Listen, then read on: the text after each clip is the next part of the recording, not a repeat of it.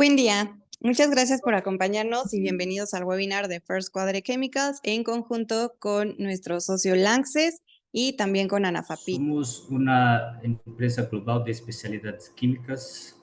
Estamos en 33 países y el negocio principal de Lanxess es el desarrollo, fabricación y comercialización de productos químicos intermedios, aditivos y productos de protección del consumidor.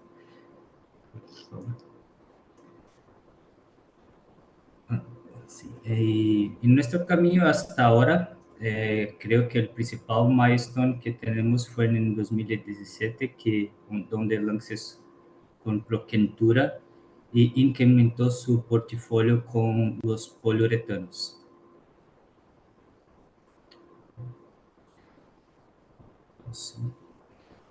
Hoy en día tenemos 10 unidades de negocio, desde intermedios industriales avanzados como ácido fluorhídrico, pigmentos inorgânicos, aditivos lubrificantes, tecnologias de purificación de agua, productos de protección de materiales, aditivos para polímeros como plastificantes, catalizadores, saltigo, que son productos para cultivo, y los sistemas de uretanos.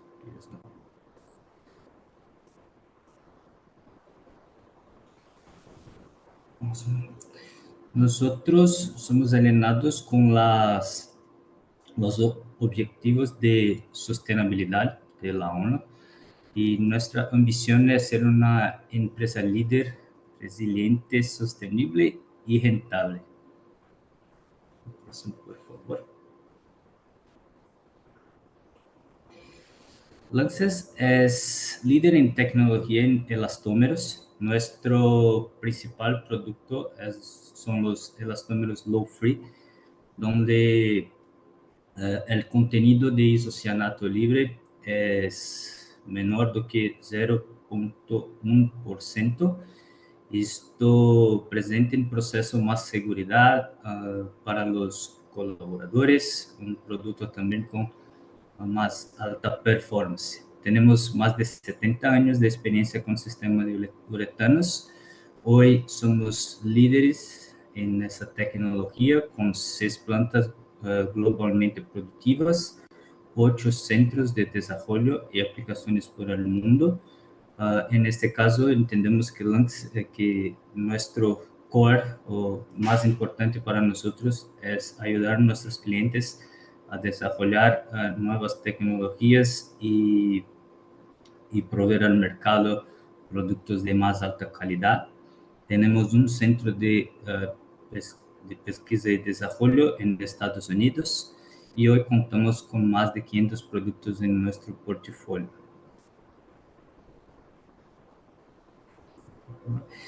Y esta es la parte que más me gusta hablar, porque nuestro grupo de uretanos son divididos en 4 grupos. Lo primero, los elastómeros, donde tenemos más presencia en el mercado.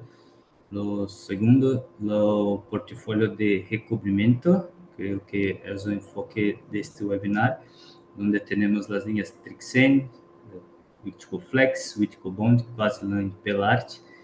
Los adhesivos y seladores, también contamos con las mismas líneas, y polióleos poliésteres. Vamos a comenzar con el tema. Y la primera pregunta que nos podríamos hacer es, ¿qué son los poliuretanos? ¿No? Los poliuretanos son polímeros que contienen una elevada cantidad de grupos uretanos en su cadena. No es la repetición de una unidad tipo uretano a lo largo de toda una cadena polimérica. Más bien es que en una cadena polimérica va a haber una suficiente cantidad de este tipo de grupos uretánicos, ¿no? Esto lo podemos visualizar de una forma más simple en la imagen que está en pantalla. Prácticamente lo que vemos en pantalla es como si nosotros pudiéramos tomar una cadena de polímero, de un poliuretano, y poderla hacer grande y poderla ver, ¿no? Y podemos ver justamente que en esa imagen las esferas son una representación de las enlaces tipo uretano. y el resto de la estructura es una composición de diferentes compuestos químicos, valga la redundancia. Por un lado tenemos los polioles, que van a ser los que dominan el segmento suave, y por otro lado tenemos los isocianatos, que van a dominar el segmento duro. Es importante mencionar esto. Los poliuretanos son tan complejos que van a tener en su estructura, en su composición, componentes que van a ser denominados segmentos suaves, segmentos duros, que van a modificar las propiedades finales del poliuretano que se va a estar utilizando. La segunda pregunta que nos vamos a hacer es, ¿cuáles son los elementos básicos del poliuretano? Y justamente en pantalla vemos los 3 elementos básicos. En la estructura anterior pudimos darnos cuenta de que va a haber componentes que son los polioles y los isocianatos, los que van a estar rigiendo la mayor cantidad o van a estar impactando de una forma más significativa la estructura y las propiedades del poliuretano. Y justamente estos son los elementos básicos al momento de estar diseñando y al momento de estar fabricando un poliuretano. Están los polioles, que a su vez pueden ser poliol poliéster o poliol poliéter. Están los isocianatos, que pueden ser alifáticos y aromáticos. Y están los extendedores de cadena o extenders, los cuales son moléculas de bajo peso molecular, principalmente dioles, pero que al final van a poder estar reticulados dentro de la estructura del poliuretano.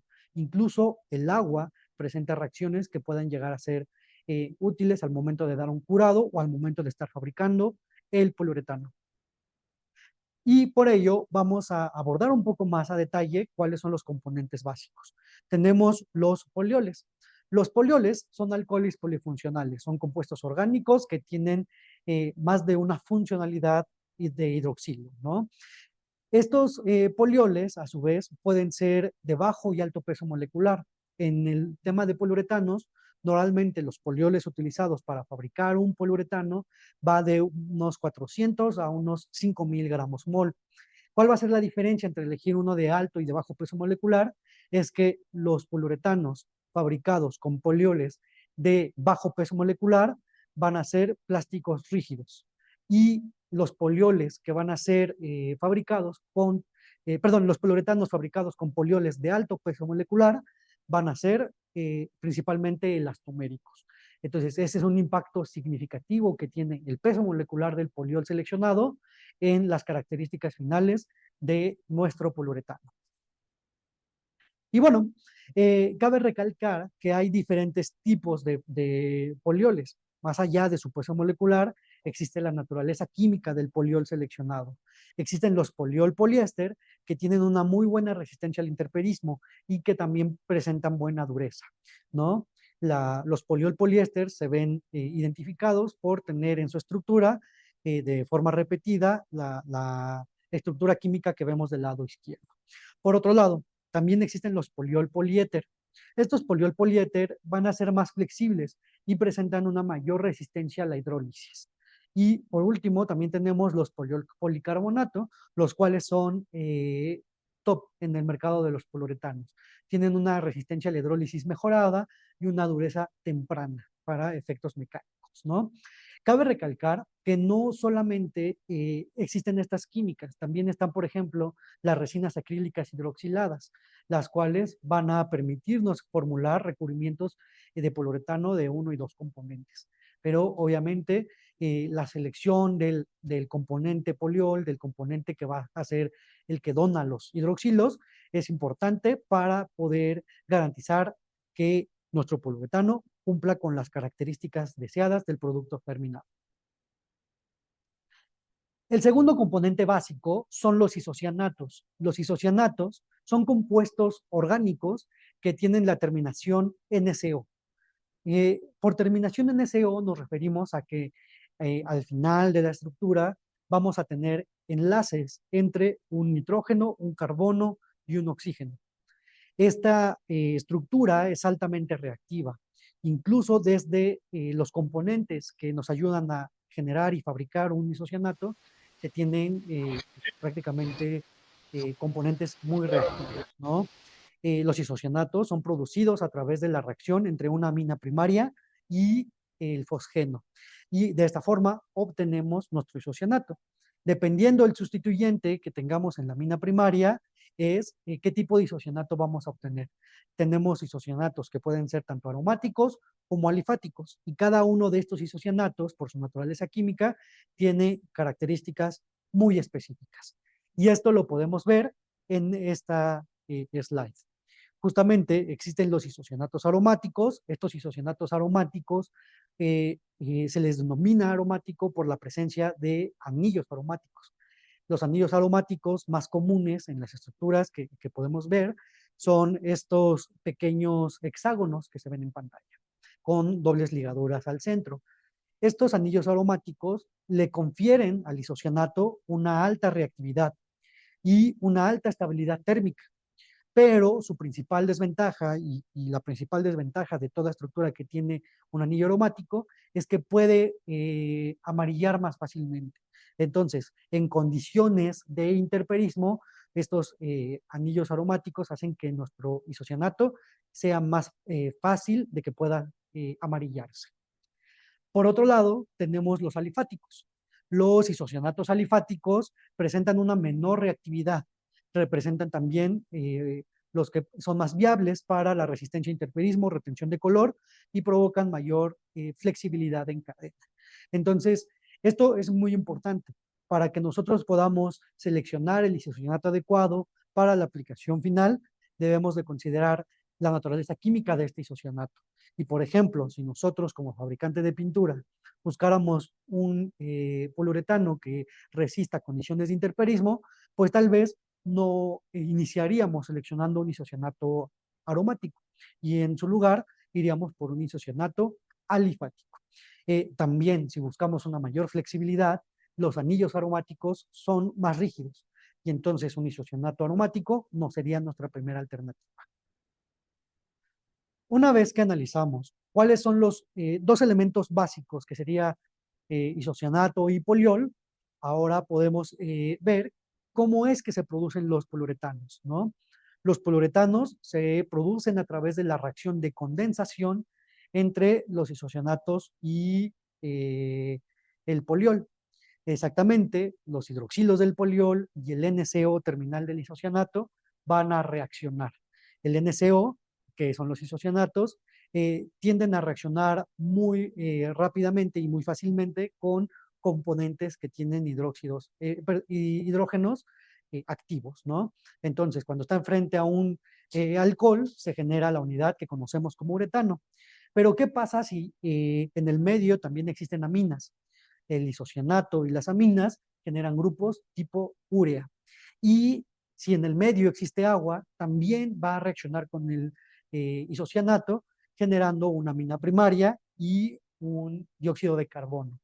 Esta reacción, a pesar de que uno creería que muchas veces se quiere evitar, hay algunas aplicaciones donde la reacción con el agua nos ayuda, y por ejemplo es en el tema de espumas de poliuretano.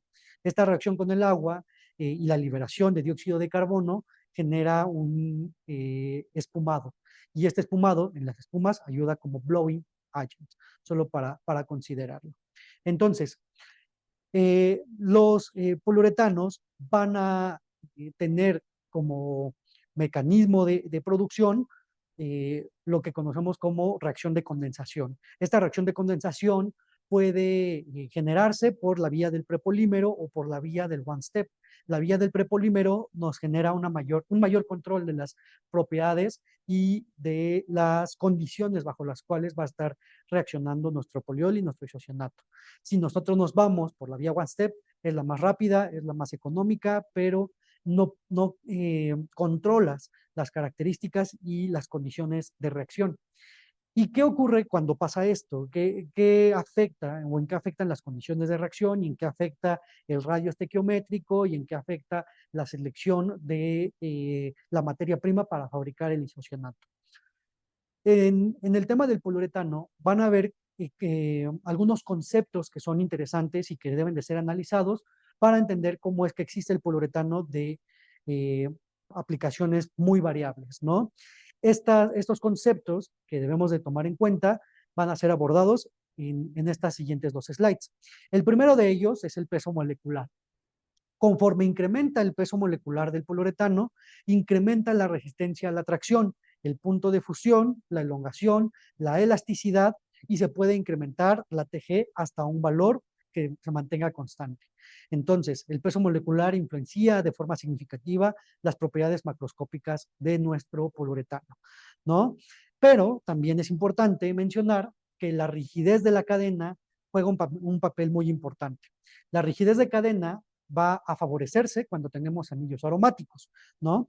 Y la rigidez de cadena impacta de forma macroscópica, causando altos puntos de fusión, una dureza superior y un decremento en la elasticidad. Los siguientes dos conceptos que debemos de tomar en cuenta es la cristalización. La cristalización se refiere a la linearidad de las cadenas de polímero.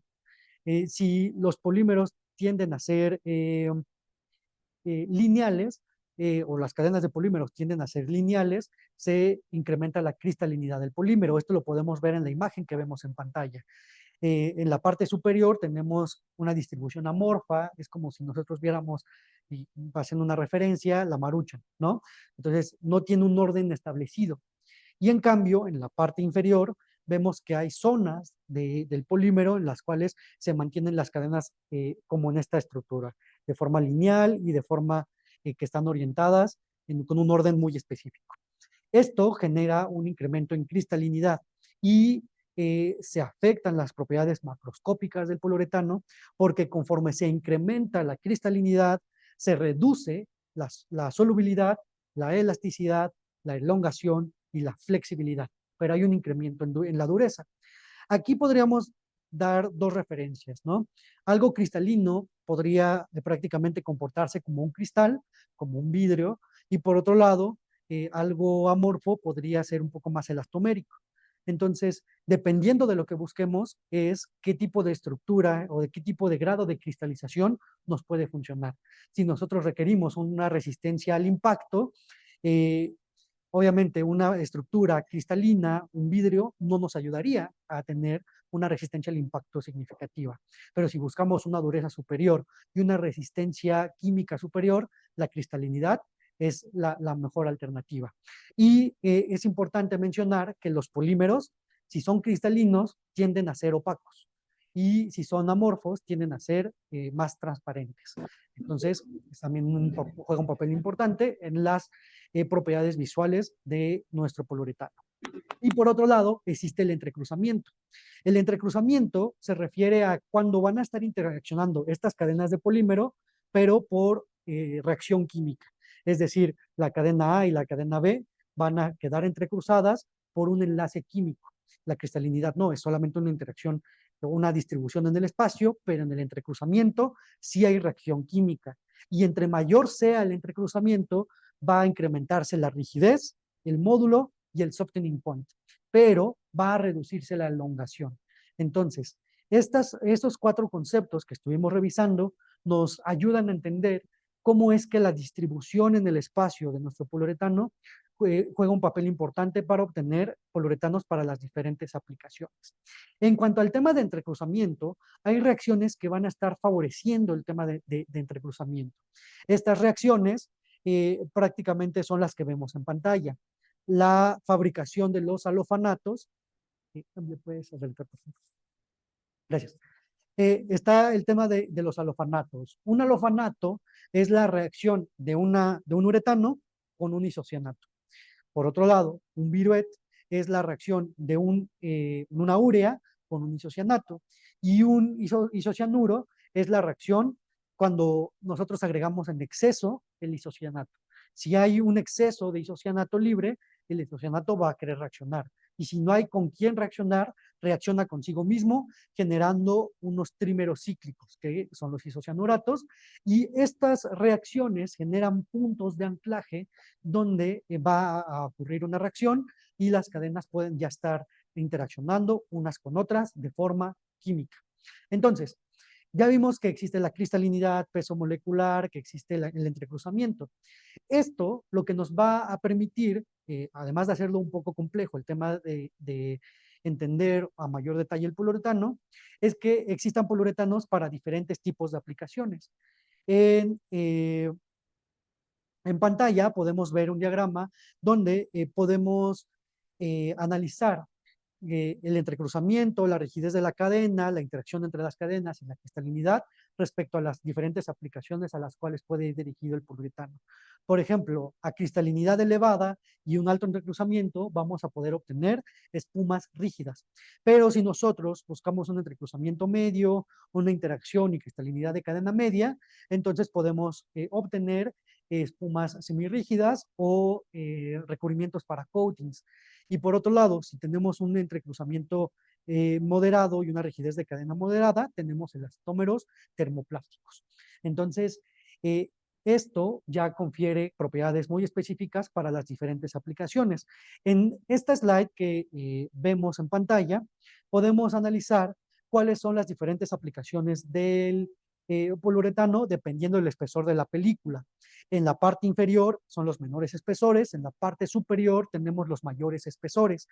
Lo que podemos analizar es que en el área de recubrimientos y selladores buscamos espesores no tan elevados de película, ¿no? Y existen poliuretanos que pueden ser aplicados, por ejemplo, para bandas transportadoras, en el tema de, se me ocurre, para el corrugado, también para las canchas de atletismo, el tema también de selladores, de bandas transportadoras, moldes de concreto, e incluso ya yéndonos un poco más a espesores más elevados, las llantas de las patinetas, las llantas de los montacargas, en ocasiones puede ser de poliuretano. Y parte de la misma química, desde un isocianato, un poliol, pero con condiciones específicas de reacción, generan justamente poliuretanos con las características deseadas en cada una de estas aplicaciones. Y ahora, centrándonos en el tema de recubrimientos, ¿cómo es que podemos utilizar el poliuretano en tintas y recubrimientos? En pantalla vemos las formas más comunes de uso. El primero es el de dos componentes.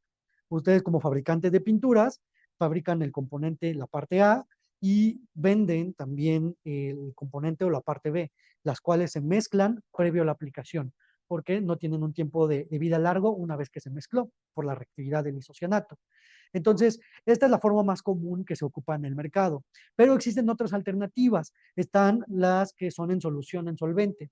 Esto es que el poliuretano está completamente terminado, solubilizado en un medio solvente y la película se forma mediante la evaporación del solvente como tal y ya se aglomera el poliuretano y forma película. En sistemas de un componente también existen las dispersiones acuosas de poliuretano, las cuales son una alternativa amigable para utilizar ese tipo de tecnologías. En el tema del curado ultravioleta, los oligómeros, que normalmente tienen terminación de acrilato, también pueden tener la naturaleza poliuretánica. Y existen también los prepolímeros, los cuales es el poliuretano completamente terminado, pero que tiene ciertos sitios activos para poder terminar la reticulación y formar la película. Entonces, estos son las formas base en las cuales vamos a poder estar utilizando el poliuretano. Y bueno, ¿cuáles son los beneficios del uso del poliuretano en recubrimientos y tintas? Pueden ser termoplásticos o termofijos, dependiendo si el mecanismo de curado fue por secado o fue literalmente por curado, ¿no? Por reacción química. Pueden ser fácilmente formulados con una amplia variedad de acabados. Prácticamente el poliuretano va en aplicaciones donde se busca un acabado superior, resistencias al impacto significativas, resistencia a la abrasión, resistencia al ozono, al intemperismo, resistencia a la oxidación, a la humedad. Pueden presentar una excelente elongación y una excelente dureza.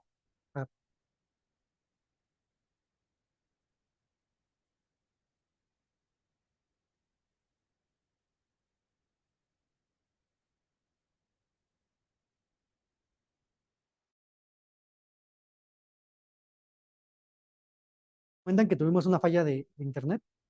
¿Listo? Me comentan que tuvimos una falla de internet, pero ya estamos de regreso.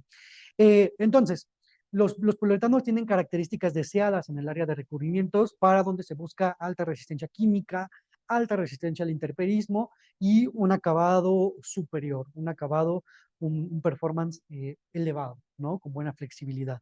Y todo esto hace que el poliuretano sea una de esas tecnologías que se ocupan de forma regular en nuestra área de pinturas y recubrimientos. Y es por eso que en este webinar también abordaremos cuáles son las soluciones que Lanxess y First Quality Chemicals tienen para ustedes en el área de poliuretanos. Y justamente me gustaría analizar esta siguiente slide. En este slide podemos ver que existen tecnologías dentro de nuestro catálogo que van dirigidas para aplicación en fábrica. Esto principalmente porque requieren un horneo o condiciones muy específicas de curado. Mientras que existen también dentro de nuestro catálogo aquellas que pueden ser aplicadas en campo y que son curadas al medio ambiente. Las que aplican para fábrica y porque requieren un horneo son la tecnología Trixen Aqua y Trixen BI. Son isocianatos bloqueados para sistemas acuosos y para sistemas base solvente. Por otro lado, tenemos para aplicación en campo las Witcobond, que son dispersiones acuosas de poliuretano que forman película mediante solamente la evaporación de agua. Tenemos grados muy específicos para aplicaciones donde se busca un alto performance. Por lo tanto, vamos a analizar estas dos tecnologías de forma separada. Dispersiones acuosas de poliuretano y Trixen como isocianatos bloqueados. Ahora bien, iniciaremos con las Witcobonds. Las Witcobond son las dispersiones acuosas de poliuretano que Lanxess y First Quality Chemicals tienen para ustedes. Las Witcobond son justamente dispersiones, el poliuretano dispersado en agua, el poliuretano completamente terminado, estabilizado, emulsionado en un sistema acuoso que puede ser fabricado de una forma muy simple. Es una tecnología amigable con el medio ambiente y es una tecnología que puede ser utilizada para cumplir con las regulaciones de VOCs, logrando de todos modos un acabado superior, ¿no? Cabe recalcar que si nosotros ocupamos una dispersión acuosa de poliuretano, no existe un decruzamiento, simplemente forman película mediante la evaporación de agua y la coalescencia. Vamos a ver más adelante estos conceptos. La primera pregunta que nos podríamos hacer es, ¿cómo es que se fabrica y qué es una dispersión acuosa de poliuretano? En pantalla justamente vemos el mecanismo bajo el cual, o un breve diagrama bajo el cual se genera un poliuretano. En un primer reactor se genera una reacción de polimerización de condensación entre los polioles, las poliamidas y los isocianatos. Una vez que tenemos este poliuretano completamente terminado y pues listo para poder ser pasado a un medio continuo. En este medio continuo, que en este caso es agua, se generan partículas dispersas y entonces se busca estabilizar estas partículas discretas en un medio que es el agua, ¿no? Y esto se logra a través de estabilización interna y estabilización externa. Las ventajas del uso, nuevamente, de los poliuretanos es que son libres de isocianatos no reaccionados. Forman película elastomérica cuando el agua se evapora y coalesce y son amigables con el medio ambiente. Lo que es importante mencionar es que Lanxess tiene una excelente estabilización en cuanto a las Witcobonds y esta estabilización se logra a través de dos tipos de mecanismos, la estabilización interna y la estabilización externa. La estabilización interna se logra mediante la incorporación de grupos hidrofílicos en la cadena polimérica. Entonces, aquí se incorporan estos grupos en la cadena, generando una mayor afinidad del poliuretano al sistema acuoso. Pero Lanxess también estabiliza los Witcobond por medio de una estabilización externa. La estabilización externa se logra a través del uso de surfactantes. Estos surfactantes van a migrar a la gotícula de poliuretano, generando una repulsión estérica. Y con esto se garantiza la homogeneidad y la estabilidad de las Witcobond con el paso del tiempo. Algo importante también a recalcar es que esta estabilización permite alcanzar tamaños de partícula muy específicos, ¿no? Y el tamaño de partícula específico juega un papel muy importante en las propiedades también de nuestra dispersión acuosa. Esto se va a entender principalmente por la ley de Stokes. La ley de Stokes nos dice que el tamaño de partícula controla la velocidad de sedimentación. Y esto es importante porque si nosotros logramos garantizar un tamaño de partícula adecuado y también logramos un tamaño de partícula con una distribución estrecha, se logra una mayor estabilización a largo plazo. Conforme el tamaño de partícula se va haciendo mayor, la viscosidad va disminuyendo. Pero también la viscosidad se ve afectada por el porcentaje de sólidos. Y esto es importante de poder mencionar, porque algunos tamaños de partícula nos permiten cierto porcentaje de sólidos y algunos tamaños de partícula, que principalmente son los pequeños, no alcanzan un porcentaje de sólidos elevado. Y esto lo podemos ver ya en la forma práctica en esta tabla que está en pantalla. Si nosotros tenemos tamaños de partícula pequeños o finos, que van de 30 a 80 nanómetros, tendremos un Wittkopf, una PUD, que es una dispersión acuosa de poliuretano, translúcida. El porcentaje de sólidos máximo alcanzado oscila a los 30% y forzosamente requiere un cosolvente. Un grado de las Wittkopf que cumple con estas características es el 460-64. Por otro lado, si tenemos tamaños de partículas medios, vamos a alcanzar unos nanómetros de 80 a 300 nanómetros. La apariencia de estas Wittkopf serán blancas y alcanzan porcentaje de sólidos del 35 al 40%. El uso del cosolvente depende del grado en específico. Un grado común para este tipo de aplicaciones o para este tipo de tamaño de partícula es el Wittkopf 737. Y por otro lado tenemos las Wittkopf de tamaño de partícula grueso, que son por encima de 500 nanómetros en diámetro y normalmente son lechosos. Pero este tamaño de partícula grueso nos permite alcanzar un mayor porcentaje de sólidos, que va del 50 al 62, un porcentaje de sólidos, y que no requiere un cosolvente para poder ser ocupado. Solo para tener en cuenta que desde la forma en la cual se va a estar estabilizando nuestro poliuretano, vamos a poder alcanzar o no cierto tipo de apariencia en el producto en húmedo. Y bueno, ya una vez que entendemos que la Wittkopf es una dispersión acuosa de poliuretano que ya está completamente reaccionado, nos puede surgir la pregunta, ¿cómo es que se forma película con la Wittkopf? ¿Cómo es que yo como fabricante de pintura puedo ocupar estas Wittkopf para poder fabricar mi pintura con ciertas características? Pues prácticamente la película se forma mediante 4 pasos. El primer paso es la aplicación de la formulación de Wittkopf en el sustrato. El agua va a empezar a evaporarse y comienza a evaporarse de tal forma que estas partículas empiezan a estar cada vez más juntas, hasta que llega un punto en el que la suficiente agua se evaporó y estas partículas empiezan a quedar completamente empaquetadas. Una vez que se logra este empaquetamiento, da un proceso que se llama coalescencia. Es decir, regularmente las partículas están separadas y tienen una energía que evita que puedan unirse. Una vez que se empaquetan, requerimos que se empiecen a unir estas gotículas y entonces requerimos de la coalescencia, que es esta interdifusión del polímero, justamente que ya rebasa esa energía y rebasa ese límite para que pueda unirse y formar la película.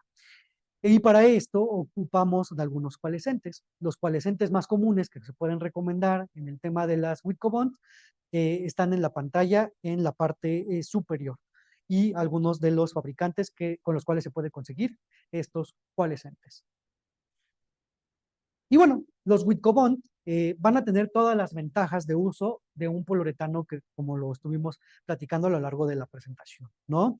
La ventaja también de las Wittkopf es que tenemos grados que sean grafo-poliéster, grafo-poliéter, ya sean catiónicos, aniónicos o no iónicos, presentan una excelente dureza, flexibilidad, resistencia química. Hay grados que son libres de cosolventes, hay grados de mucha especialidad para aplicaciones específicas y otra ventaja es que se logra una buena compatibilidad con diferentes tipos de resinas, incluso, por ejemplo, con las acrílicas. Si se busca mejorar una formulación con una resina acrílica utilizando un poliuretano, pero sin elevar demasiado el costo, el blend es una excelente alternativa. Los grados de Wittkopf que tenemos disponibles se ven justamente en pantalla, ¿no? Tenemos grados de Wittkopf que pueden ser aplicados para sustratos suaves, para sustratos duros, también grados muy específicos para el tema de glass fiber sizing y para adhesivos de especialidad. No me voy a centrar tanto en esta tabla porque tenemos algunos ejemplos y de hecho iniciamos con el ejemplo de los Wittkopf que tienen una excelente adhesión a plástico. En pantalla vemos una tabla de diferentes resultados obtenidos con los grados de Whitcomb. El Whitcomb en cuestión está en la tabla, en la primera columna, y del lado derecho los diferentes plásticos como sustrato, ya sea no tratados o con un tratamiento tipo corona, ¿no? Y dependiendo del requerimiento específico que tenga el cliente, es ya qué grado vamos a estar recomendando. Por ejemplo, si se busca un primer que sea aplicado a Surlyn, que son para las pelotas de golf, el Whitcomb 235S es una excelente alternativa. Si se busca un primer para policarbonato, el Whitcomb 240 y 234B es una muy buena opción. Por ejemplo, si buscamos una muy buena resistencia a la abrasión para cuerdas de poliamida y polietileno, el Whitcomb 234B puede ser una buena alternativa, y también el 737, por mencionar algunas opciones. Ahora bien, vamos al tema de recubrimientos en piso. Si el requerimiento de recubrimiento en piso son los que tenemos del lado izquierdo, es decir, alto brillo, alta claridad, resistencia temprana a rayones, resistencia a la uña, una dureza SWART de 50 por un día, resistencia TAVR de menos de 30 miligramos perdidos por cada 1000 ciclos, con un peso de 1 kilogramo en rueda de CS17, un porcentaje de sólidos de 32 a 35, un pH de 7 a 8, resistencia al manchado, resistencia a los rayones y un bajo coeficiente de desliz. Esto puede ser alcanzado. Esto puede ser alcanzado con el Whitcomb W240, esto directamente con el puro Whitcomb. El único tema es que para poder ocupar este Whitcomb y en esta formulación en específica, se tuvo un VOC mayor a 300 gramos por litro. Entonces, esa es su principal desventaja. Pero, por ejemplo, si nos quisiéramos ir por un Whitcomb a 100 con coalescente, alcanzamos la cantidad de VOCs y las mismas características que nombramos anteriormente. Este mismo Whitcomb, pero ahora incrementando el porcentaje del 386-03, alcanzamos sin coalescente un buen curado, unas buenas unidades de brillo y un VOC de 39 gramos por litro, lo cual es muy bueno.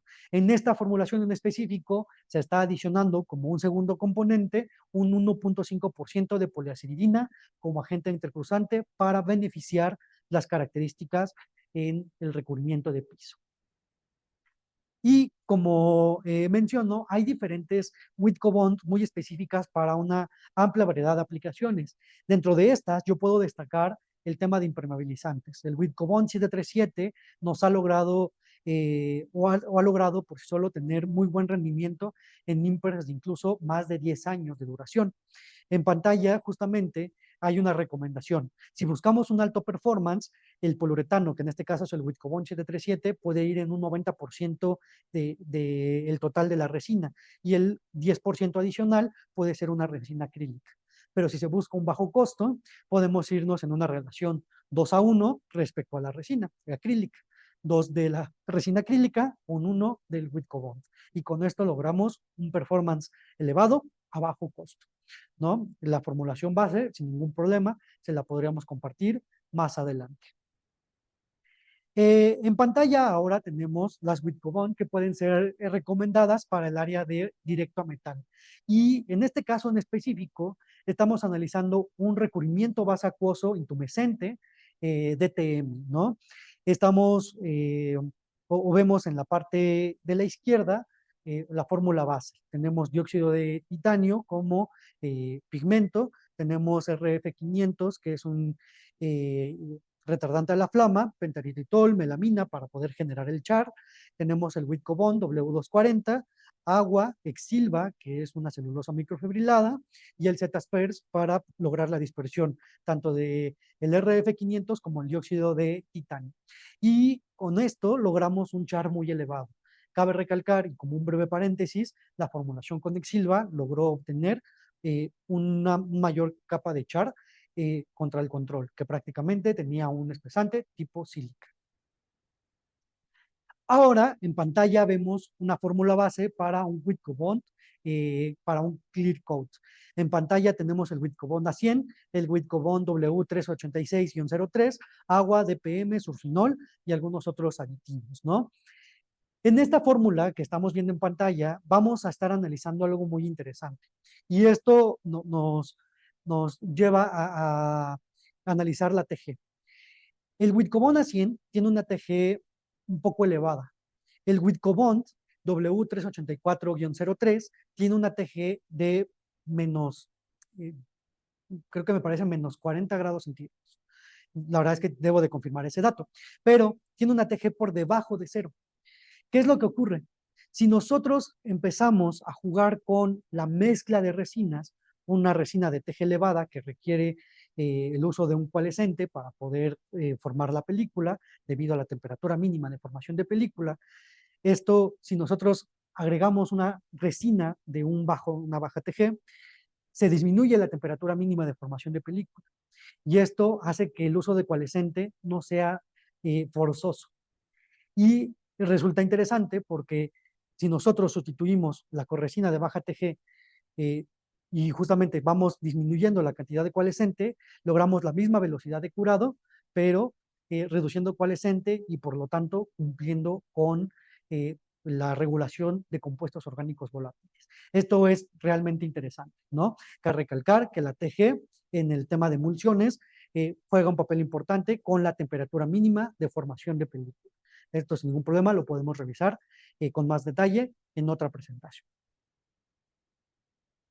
Y bueno, ahora vamos por los Witcobond, que son automateantes. Esto para top coats de alta durabilidad en mateado. El Witcobond automateante, es decir, que por sí solo tiene bajas unidades de brillo, es el Witcobond 391-64. Y justamente en pantalla vemos cuáles son las unidades de brillo que se pueden alcanzar. Sí, por favor. En este caso tenemos el Witcobond 460-64, el cual es un Witcobond puro de alto brillo. Y solamente para la referencia contra un estándar se agrega el 391-64. Lo que podemos ver es que las unidades de brillo alcanzadas son muy bajas. En 20 grados de 3.8, en 60 grados de 7.9 y en 85 grados con 12.8. Y si lo comparamos contra alguna sílica, pues realmente el desempeño de las Witcobonds es muy elevado. Es decir, se alcanzan unidades de brillo muy bajas y por sí sola la Witcobond forma película. Entonces, no es necesario adicionar una Witcobond principal o alguna otra resina. Simplemente usando la Witcobond 391-64 se logra bajas unidades de brillo y formar película con una alta durabilidad. Entonces, ahora, ya que analizamos cuáles son las Witcobond, dispersiones acuosas de poliuretano, y cuáles son las que recomendamos para diferentes aplicaciones muy específicas, ahora nos vamos con los Trixen, que son isocianatos bloqueados para sistemas de curado por horneado. Cabe recalcar que los Trixen, que en la fabricación de pinturas de poliuretano, necesitamos el poliol y el isocianato. El isocianato es un componente altamente reactivo, que puede ser incluso dañino para aquel que lo está manipulando. Si nosotros logramos reducir su reactividad, hacemos la manipulación un poco más sencilla. Y es aquí donde entra los Trixen como isocianatos bloqueados. Adicionalmente de generar un cruzamiento, se logra una promoción de adherencia significativa, mejorando las cualidades finales de nuestro recubrimiento. ¿Cuál es la principal ventaja y desventaja de estos Trixen? Vamos a estar hablando del que se requiere un horneado para poder ser utilizados. Entonces se requieren ciertas condiciones de temperatura para poder ser usados y por lo tanto van principalmente recomendados en aplicaciones de fábrica. Pero, ¿qué es un isocianato bloqueado? Un isocianato bloqueado es el mismo isocianato que ya conocemos y que ya utilizamos, pero que fue reaccionado previamente por Lanxess con un agente de bloqueo. Este agente de bloqueo da una reacción reversible que vuelve reversible a alta temperatura. Y entonces, nosotros como fabricantes de pintura podríamos utilizar el isocianato bloqueado, nuestra resina principal, y por medio del horneo generar el poliuretano y la película como tal, ¿no? En el catálogo de Lanxess tenemos ya sea HDI Trimmer, HDI Viruet y también IPDI Viruet. Y agentes de bloqueado principales, MECO, DMP y Epsilon Cap. El mecanismo de acción prácticamente es, tenemos nuestra resina principal, nuestro poliol, tenemos el isocianato bloqueado, se formula en sistemas de un componente y de dos componentes, tiene una muy buena estabilidad en sistemas de un componente, se aplica sobre el sustrato, se hornea, se eleva la temperatura y el isocianato ya va a estar libre para poder reaccionar como lo estuvimos mencionando anteriormente. La diferencia entre los diferentes agentes de bloqueo prácticamente es la temperatura a la cual se genera este desbloqueo como tal. El DMP requiere al menos 124 grados centígrados, el MECO 165 grados centígrados, el Epsilon Cap 196 grados centígrados. Se requieren alcanzar esas temperaturas para que puedan funcionar. Las particularidades de cada agente de bloqueo es que el CAP no tiene olor y no es cancerígeno. El MECO logra una mayor tendencia al amarillamiento y el DMP tiene un olor característico. Entonces, para también tomar esto en cuenta al momento de estar seleccionando un isocianato bloqueado. Y entonces, ¿cuál va a ser el criterio para poder seleccionar entre todo el catálogo de isocianatos bloqueados? Primero es el tipo de isocianato, por lo que estuvimos viendo, alifáticos, aromáticos, y cada isocianato alifático a su vez tiene ciertas bondades. El agente de bloqueo por la temperatura de desbloqueo y las condiciones que vimos anteriormente, el olor característico, la tendencia al amarillamiento. Y respecto a los isocianatos alifáticos, el HDI Trimmer va a ser la primera alternativa si lo que se busca es una mayor resistencia química. El HDI Viruet es la principal alternativa si buscamos una muy buena flexibilidad. Y el IPDI Trimmer es quien nos va a dar una mayor resistencia a intemperismo. Entonces, ya partiendo de esto, podemos ver cuál es el más apropiado para el requerimiento de nuestros clientes, ¿no? Y esto nos lleva a ver la siguiente tabla, donde podemos analizar los diferentes grados de Trixen BI, ¿no? Ya sea que sea un EPDI, HDI, Trimmer, Viruet y los diferentes agentes de bloqueo. Esto para sistemas base solvente. Ahora, para sistemas base agua, también tenemos una oferta bastante interesante. Están los Trixen Aqua BI para sistemas acuosos. Se estabilizan de una forma muy similar que como estuvimos analizando con los Whitcobonds, ¿no? Pero la ventaja es que son de fácil incorporación, son estables en sistemas de un componente, pueden ser aplicados por cualquier mecanismo, spray, brocha, cortina, y también presentan una reactividad controlada en el sistema. Adicionalmente, de que son isocianatos que se pueden estabilizar en agua. En pantalla podemos ver nuestro catálogo de isocianatos de Trixen Aqua BI, ¿no? Las mejores alternativas, si se busca promoción de adherencia en recubrimientos, Trixen Aqua BI 120, BI 201, BI 220 y BI 522. Para glass fiber sizing y para recubrimientos de vidrio está el BI 202, el 220 y el 222. Y para poder justamente ver cómo es que podría compatibilizar un isocianato con diferentes resinas, tenemos esto que vemos en pantalla, una recomendación dependiendo la resina base que se va a estar utilizando. Por ejemplo, si buscáramos o tuviéramos una resina poliéster acuosa, la primera alternativa sería el BI 201 y el 522. Para un acrílico, la principal recomendación sería el Trixen Aqua BI 201. Y para las dispersiones acuosas del poliuretano, el que tiene un menor rendimiento es el BI 522. Y esto lo vamos a poder analizar en pantalla. Justamente en el lado izquierdo está la teoría. Lo que nos dice la teoría es que si se busca una mayor resistencia química y una mayor dureza en la película, el 522 y el 201 van a ser los que nos van a ayudar. En cuanto a flexibilidad, el Trixen BI 120 va a ser el que nos va a dar el mejor rendimiento.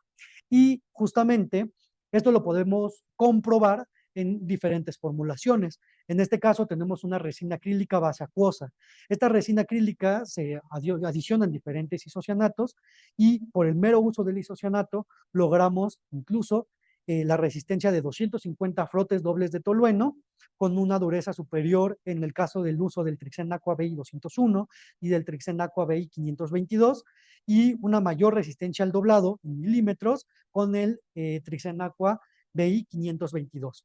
Adicionalmente, si se busca una mayor resistencia al impacto reverso, justamente el BI 120 y el BI 220 pueden ser la primera alternativa en esta resina acrílica. Por otro lado, tenemos un segundo ejemplo. En este caso es una resina acrílica tipo uretánica, ¿no? Y esta resina tipo uretánica también alcanzó una muy buena resistencia en frotes de tolueno, en frotes dobles de 250 frotes, una buena dureza al péndulo, siendo alcanzada la mejor dureza con el Trixen Aqua BI 522. También con este Trixen Aqua BI 522 se tuvo un mejor doblado, pero el impacto reverso se vio favorecido con el 120 y con el 220, con un curado bastante adecuado.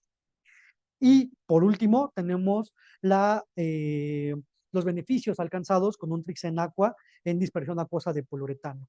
El PUT por sí solo tiene una buena dureza, la cual se mantiene con los diferentes Trixen, pero si nos vamos a frotes dobles de tolueno, podemos verificar que con el uso de cualquiera de los Trixen se alcanzó una resistencia de frotes de tolueno de al menos 250, que es bastante bueno, ¿no? Las condiciones de horneado varió dependiendo del grado en específico, como lo vemos del lado derecho. Y quien tuvo mejor resistencia en cross codadation es prácticamente el BI 120 y el 522 al 20 y al 2 tercios en %.